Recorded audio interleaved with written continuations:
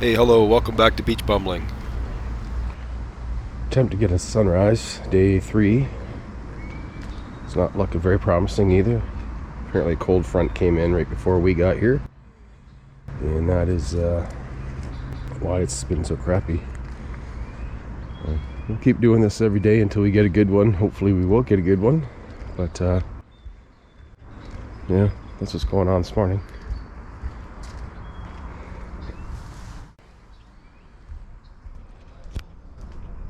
So if you got the last video, when we started out, we said we were going to go to Chetumal and get some groceries and hit a bank machine. Oh, and by the way, the bank machines in Bacalar are crazy busy. Like, there's lineups all the time. Talked to some people that actually didn't get any money out of the bank because the bank ran out of money before they shut down for the day. So we thought we'd try it in a bigger city where we have more options. Chetumal's the biggest city closest to Bacalar. You have Walmarts there, Shed Raleigh's, lots of different food options and stuff, a lot of different stores. So we'll take you through the city. We won't spend too much time there. We're going there to get some club soda and some other things for groceries, and then we're gonna hit Cenote Azul today, and we'll show you what that looks like. We'll do some snorkeling there, got something to eat, and then to close out the show today, there's some interesting entertainment in town. We'll just give you a little bit of slice of that because for the people that enjoy it, it's looping is what it is. For the people that enjoy it, I'm going to put the guy's full act on a separate video because some people aren't going to want to watch the whole thing, but for the ones that are interested in it, you will be able to watch it in its entirety. So having said that, if you haven't subscribed, please consider doing so. Throw the video a like, and if you have a comment or question, leave it below, or you can reach out to us on our social medias at Beach Bumbling. So we're going to stick a fork in this sunrise because it ain't happening, and we'll go get ready, get some breakfast today. It's going to be tacos for breakfast. Then we'll saddle up, get in the car, and head off to Chetumal. Not really sure what to expect there. Like I said, we've never been there before, so it should be interesting. So hop in and let's go.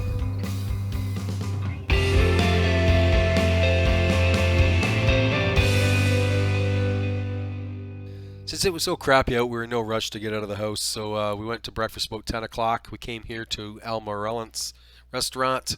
I had tacos for breakfast, 2 different kinds. I had a longaniza chuleta de cerdo, I think is how you say it, which translates to pork chop sausage. And I had one of the best tacos I had the whole time I was in Bacalar, and I had at least 10 or 11, maybe 12 different kind of tacos. And it was a chicken taco with cheese, and the cheese was amazing on there. Had a horchata to wash it down, and to top that off, I had a bacon wrapped chili. How can't that make breakfast better? So the total cost for the breakfast was 121 pesos, or 860 Canadian roughly, or 640 US. After this, we're heading off to Chetumal. So you might be wondering where Chetumal is and why would we be heading there of all places. So for those who don't know, it's a fairly big city. It's the closest city to Belize in Mexico. It's the capital city of the state of Quintana Roo. It's about a 40-minute car ride southeast from Bacalar. Has an international airport, and a result of a population of about 240,000 people, they've got a bunch of the bigger stores like Walmart, Sam's Club, Shed Raleigh.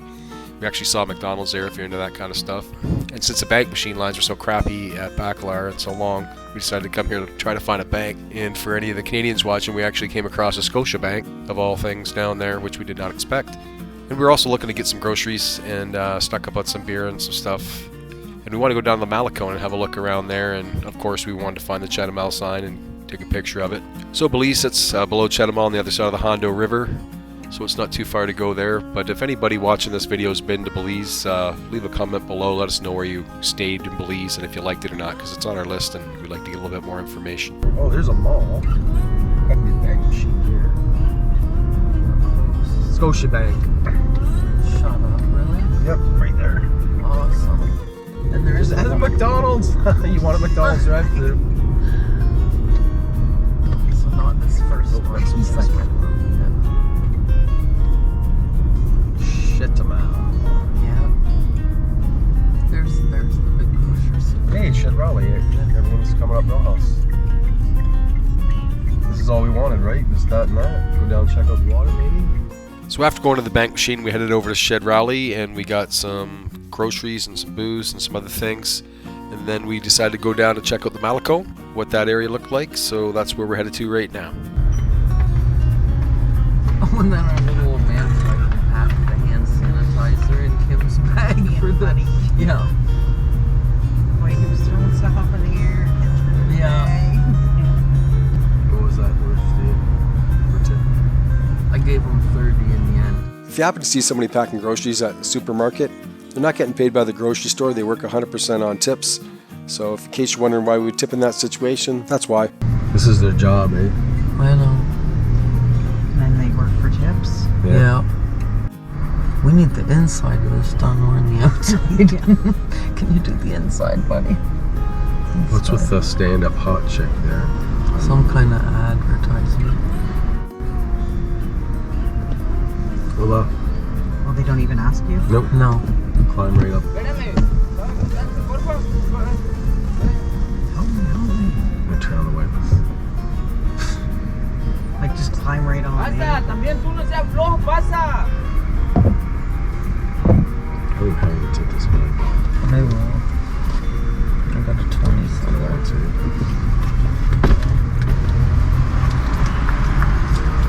got some coin. Oh, Jesus.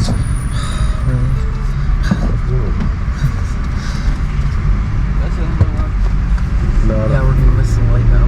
I can't do a UE here, I don't think. Wonder what they sell there. Alright. Feels like the city's behind us, kinda. Oh, there's the Walmart. Yeah. So we're on the outskirts. That's the other water's side. right Oh, there. the water's right ahead of us. Yeah. See what's what down here? Yeah, there's the water. And we'll find a spot to maybe So what body of water is that? Caribbean Sea, I think. Caribbean Sea. Coming up here on the left, you're going to see this lighthouse, but it's also a museum.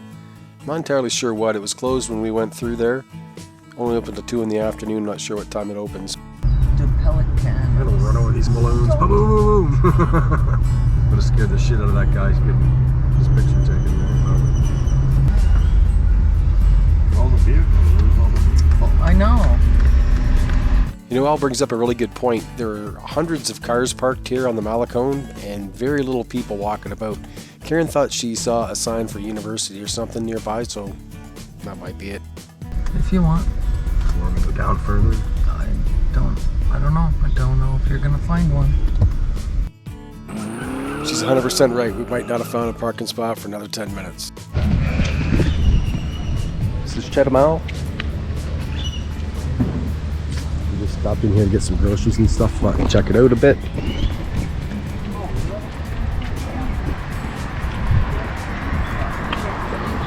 Lots of construction being done here right now.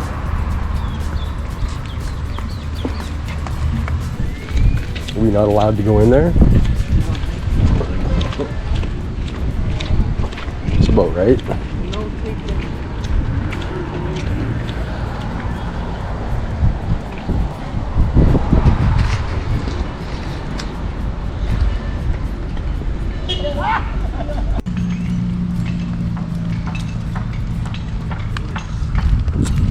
Yeah, I don't know. Not a whole lot. I know. I think we saw a lot of what there is. Yeah. Once it's all done, I think it'll look Oh, really for nice. sure, I know. Yeah. Must be the year of the upgrade. Oh, that's pretty cool.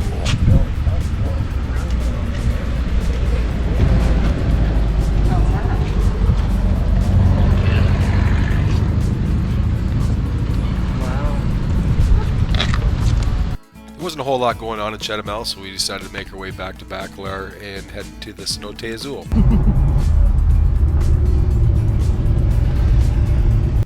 We didn't see near as much street art here as we did in Bacalar, but this one's a beauty here on the second floor. We noticed it when we were driving down on the town. About a half an hour later, we're at the Cenote Azul entrance.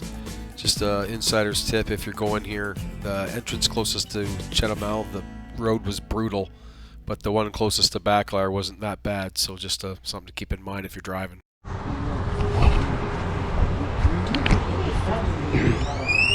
We're headed in this Cenote Azul right now. I don't know too much about this. I've seen a little bit on YouTube, but I guess we're going to see what's inside. Hello. How much is it, babe? 50? For both of us. For 25 pesos. Gracias. Oh, we're right at the lookout. That's nice.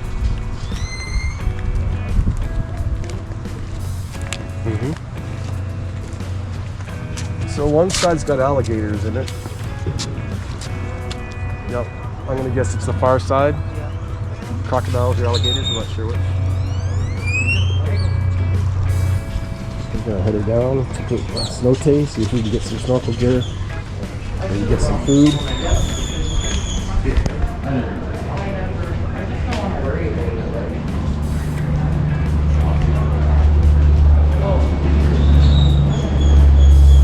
Right when you walk in the front, there's a couple shops. There's an area where you can get a massage, and then you can walk down this ramp towards the restaurant, the restrooms, and the cenote. Candy. Oh, you read it though. Yeah. See you hungry now?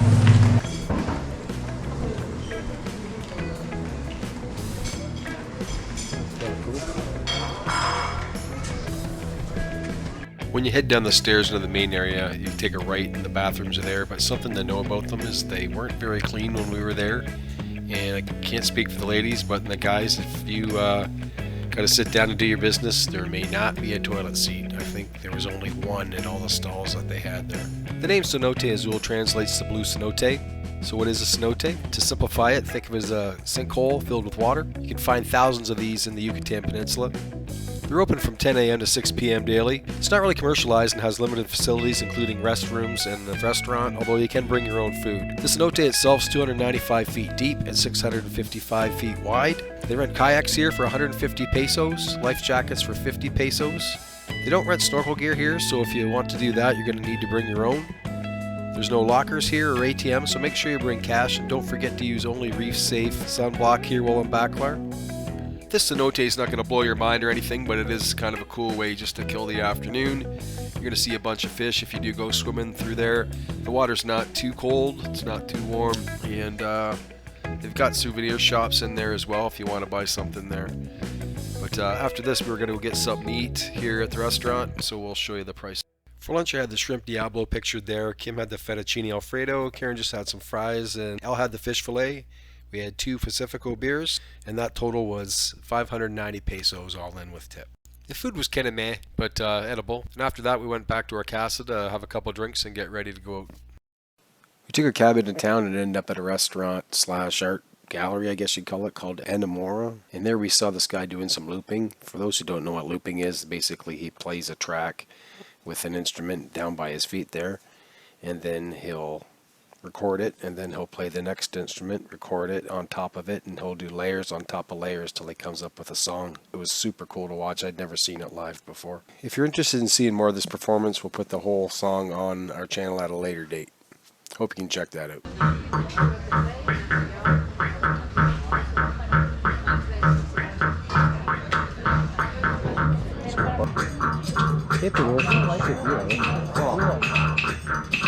Coming from the guy that was...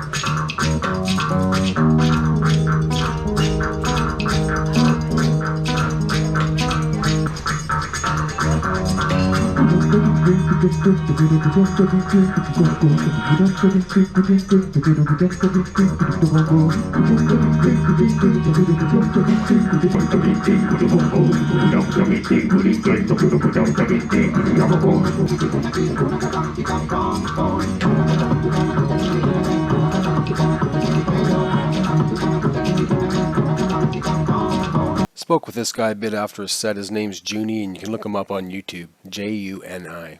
And we got a caricature of us from Dominican, like man, awesome. it doesn't even look like us. Like, and when we first seen it, when he did it, we're like, did you do us? He did look a little bit like full him. of muscles, and she's like big tits, you know. Like, we're like, That's what they do with characters. Yes. So we had a couple more drinks there. This kind of conversation went on for a little bit longer.